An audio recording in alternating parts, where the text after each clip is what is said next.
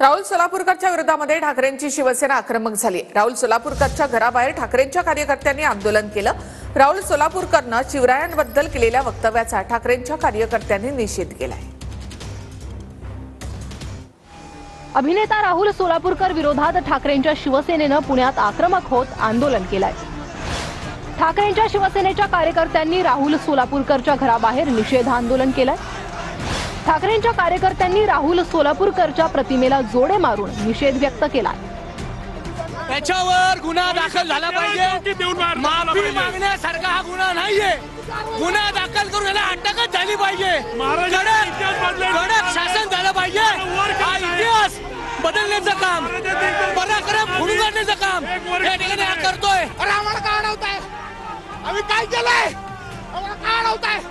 हे सरकार काय त्याच्या बाजूने आहे का? राहुल सोलापूरकरनं शिवरायांबद्दल एक वादग्रस्त विधान केलं होतं। तर आग्र्याहून सुटताना छत्रपती शिवाजी महाराजांनी औरंगजेबाच्या सरदारांना लाच दिली होती असं सोलापूरकरचं विधान। हे बघा, राहुल सोलापूरकरनं जे वक्तव्य काल छत्रपती शिवाजी महाराजांच्या बद्दल केलेलं आहे ते धादांत या ठिकाणी चुकीचं आहे। छत्रपती शिवाजी महाराजांचा अवमान करणार आहे, छत्रपती शिवाजी महाराजांच्या शौर्याला कमीपणा देणार आहे।